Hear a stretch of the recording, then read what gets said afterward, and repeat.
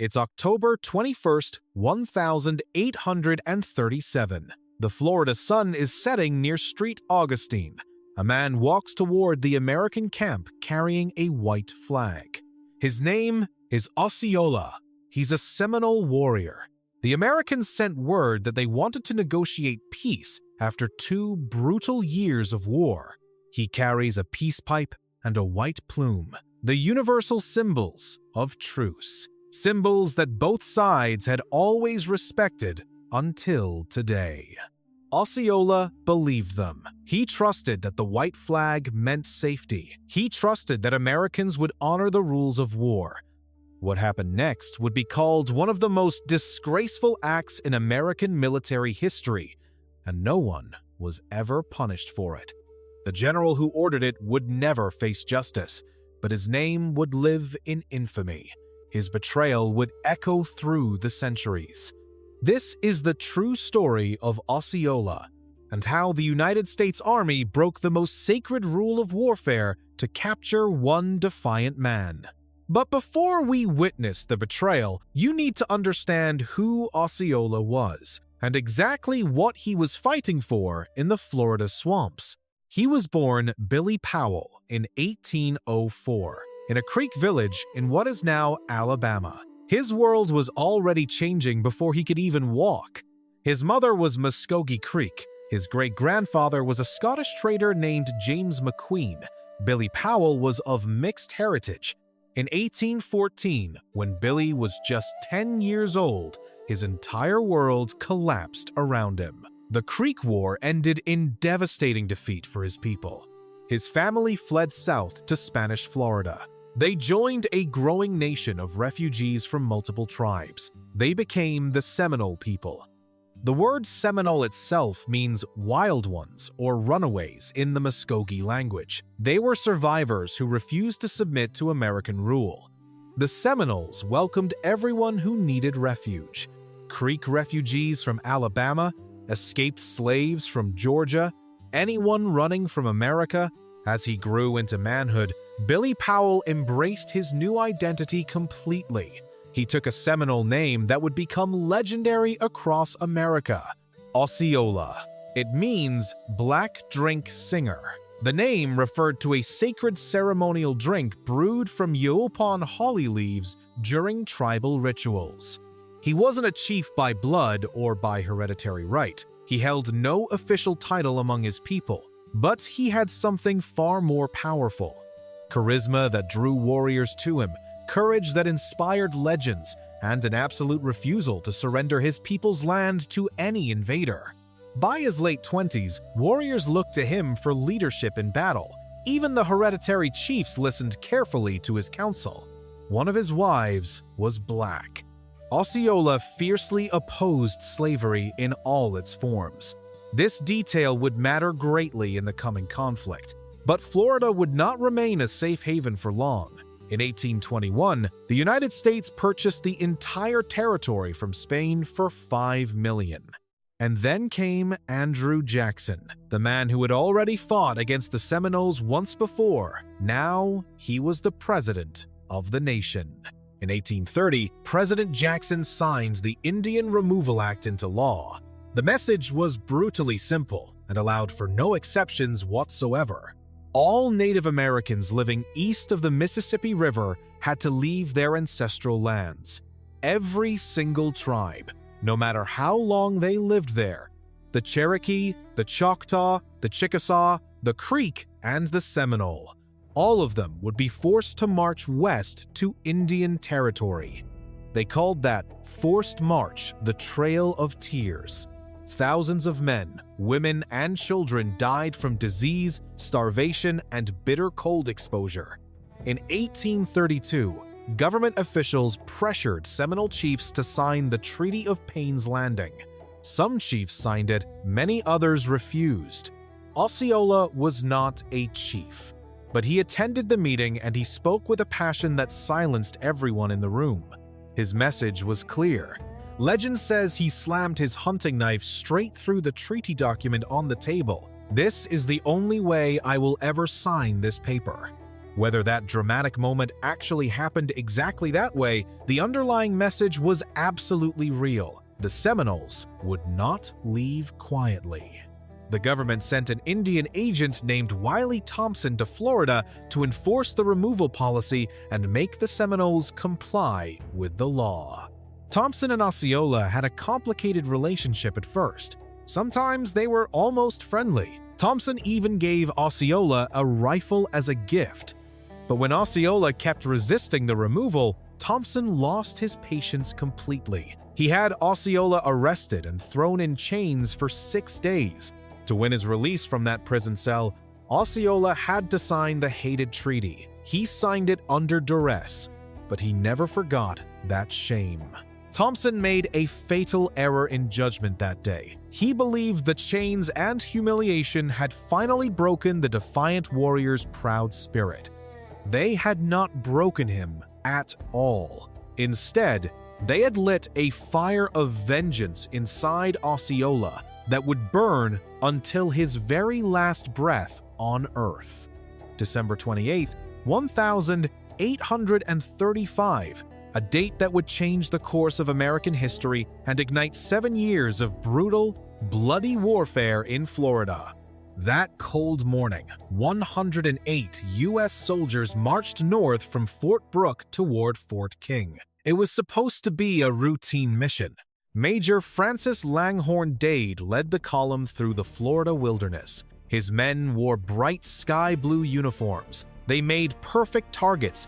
Hidden among the palmetto bushes and tall pine trees, 180 Seminole warriors waited in complete silence for them to pass. The attack had been planned for over a year with meticulous detail. Chief McCanopy himself fired the very first shot of the Second Seminole War. That single bullet struck Major Dade and killed him instantly while he sat on his horse. Then came a devastating storm of rifle fire from all sides. Half the American soldiers fell dead or wounded in that first terrible volley of gunfire. The survivors desperately tried to build a barricade. By the time the sun set that evening, 107 of the 108 soldiers lay dead. Only 3 men crawled away alive. History would call it the Dade Massacre. It remains one of the worst military defeats ever inflicted on American forces by Native Americans. But Osceola was not present at that bloody ambush in the pine forest. He had his own personal mission to complete on that fateful December day. While Dade's men were dying in the wilderness, Osceola led a small group of warriors directly to Fort King to find one specific American target.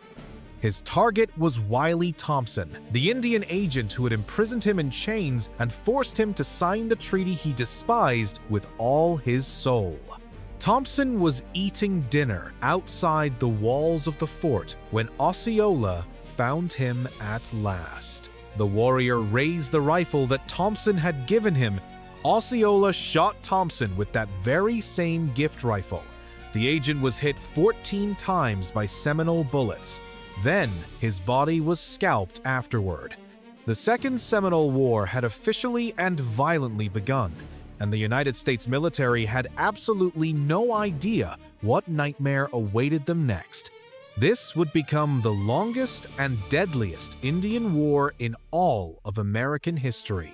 It would also become by far the most expensive one ever fought. Over 1,500 American soldiers would die in the swamps and forests of Florida. The government would spend over $30 million total, and at the very center of this fierce resistance stood a man who was not even a hereditary chief, just a warrior who refused to ever surrender. For the next 2 brutal years, the United States Army threw absolutely everything they had against the Seminoles hiding in the Florida wilderness. Over 30,000 soldiers, militiamen, and volunteers cycled through the Florida campaign. They faced perhaps 1,500 Seminole warriors, 20-to-1 odds. It should have been an easy victory for the Americans, but the Seminoles had advantages that numbers alone could not overcome. They fought a guerrilla war with devastating effectiveness, strike fast from ambush, vanish into the swamps, then strike again somewhere else entirely. They knew every inch of the Florida terrain intimately.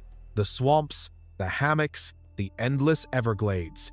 The Army knew none of these killing grounds. American soldiers faced malaria that killed more men than bullets ever did. They faced venomous snakes and hungry alligators lurking everywhere. They marched through chest-deep swamp water for days at a time. Many soldiers died of disease without ever once seeing a single Seminole warrior. Meanwhile, Osceola became a romantic symbol across the entire nation. Northern newspapers called him an honorable warrior fighting for a just cause. Americans in cities far from Florida raised their glasses in toasts at fancy dinner parties. To the still unconquered red man, they would say, but the United States Army was being humiliated in the swamps. Congress was furious at the mounting costs and casualties. Something had to change. Enter General Thomas Sidney Jesup, a career military officer who firmly believed that the end always justifies whatever means are necessary to win. Jesup tried negotiation first when he arrived to take command. In March of 1837, several important chiefs agreed to emigrate west and end the war. Peace finally seemed possible after 2 years of bloodshed. Seminoles began gathering at detention camps near Tampa Bay, preparing to leave Florida. But on the night of June 2nd, 1837, Osceola executed his boldest and most daring military operation of the entire war against the United States. He led a raiding party directly to the detention camp at Fort Brooke under cover of darkness. Without firing a single shot, he freed over 700. 700 Seminoles who had been waiting to be shipped west to Oklahoma walked out of that camp that night, including chiefs who had already agreed. The entire carefully negotiated peace deal collapsed completely overnight. General Jesup had been publicly humiliated in front of the entire nation.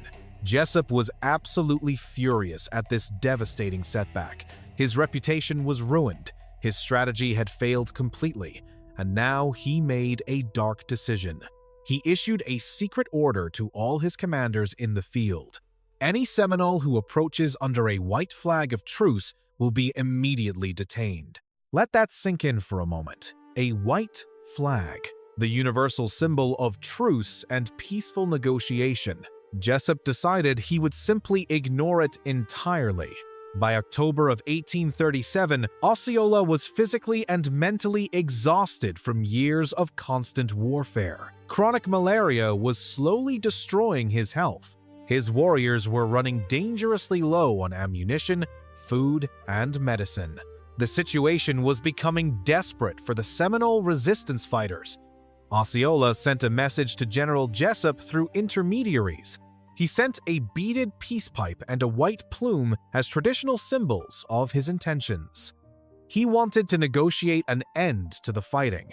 He wanted peace for his exhausted people. He trusted that the Americans would negotiate in good faith.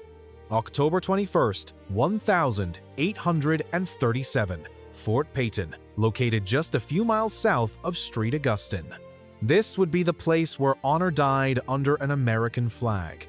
Osceola arrived that afternoon with 81 of his followers, warriors, women, and children, all of them walking together under a white flag of truce. General Joseph Hernandez rode out to meet them as Jesup's representative. He asked Osceola a few questions about his intentions for peace negotiations. Then Hernandez gave a pre-arranged hand signal to the soldiers hidden in the trees around the clearing. What happened next was pure military treachery. American soldiers rushed out from their hiding places on all sides at once. They quickly surrounded Osceola and all 81 of his unarmed followers. There was no negotiation that day. There was no discussion of peace terms. There was only the cold efficiency of a trap that had been carefully planned. Osceola had walked into that clearing trusting the sacred meaning of a white flag. He walked out of it in iron chains as a prisoner of the U.S. Army. This happened under direct orders from a general in the United States Army. This happened while the American flag flew overhead as a symbol of honor. And when news of this treachery spread across the nation, the American public reacted with genuine shock and outrage at their own military's actions. Newspapers from Boston to New Orleans condemned General Jesup in the harshest possible terms. Politicians in Congress called it a national disgrace. Northern abolitionists were especially furious about the betrayal. This war was partly about catching escaped slaves who had found refuge with Seminoles. One congressman publicly declared it to be one of the most disgraceful acts in American military history. The phrase would follow Jesup to his grave. General Jesup's professional reputation was permanently ruined by his decision. For the rest of his long life, this single act would define his legacy. But was Jesup ever officially punished for violating the sacred rules of warfare? No, he was not. Was Osceola ever released from captivity? No, never. Osceola was taken in chains to Fort Marion in Street Augustine. The old Spanish fortress that is now called Castillo de San Marcos still stands today. In December of 1837, 20 Seminole warriors managed to escape from Fort Marion by squeezing their bodies through an impossibly small window opening. Osceola did not escape with them that night. He was far too weak and sick from the malaria that had been ravaging his body for over 2 years now. On January 1st, 1838, Osceola was transferred by ship to Fort Moultrie in South Carolina. He would never see his beloved Florida homeland ever again. At Fort Moultrie, something unexpected and strange happened to the famous prisoner. Osceola became a genuine celebrity attraction for curious visitors. Townspeople from Charleston came to visit and stare at the legendary Seminole warrior in his cell. Artists traveled great distances to paint his face.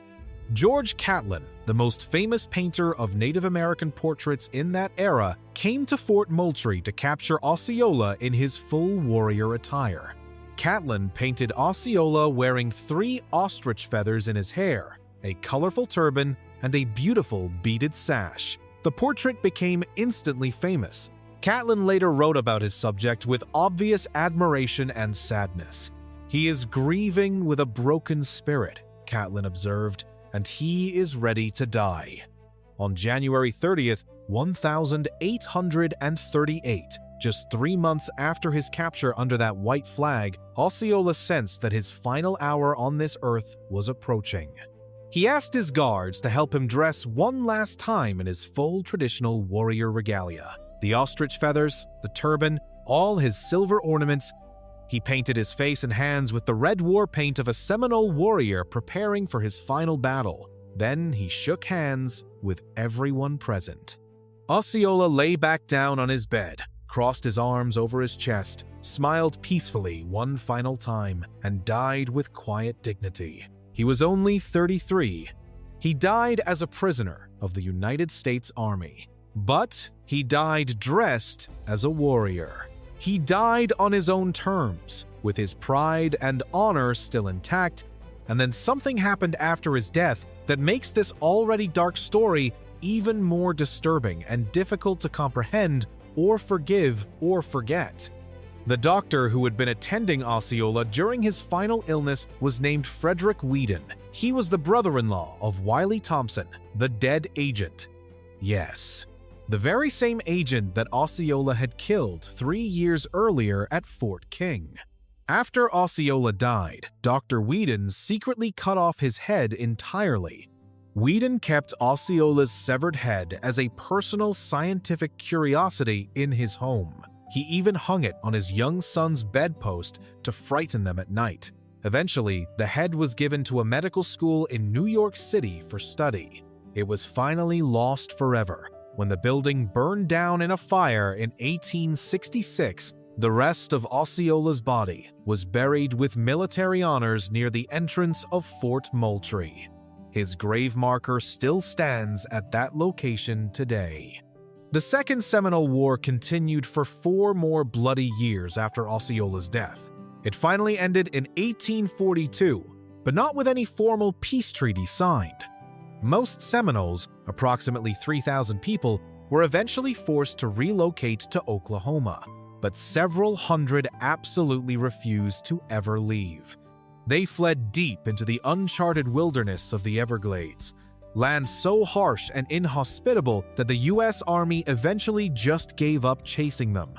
And here is the remarkable thing about the Seminole people that makes them unique in all of American history.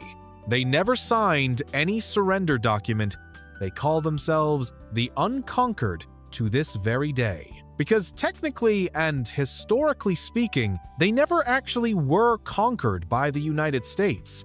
Today, the Seminole Tribe of Florida is a fully sovereign nation. They have been officially recognized by the United States federal government since 1957. They own Hard Rock International, the global entertainment company, the hotels, the cafes, the casinos, everything. The tribe is worth billions of dollars. From 350 people hiding in swamps to one of the wealthiest tribes in America, Osceola would be proud. The Unconquered indeed.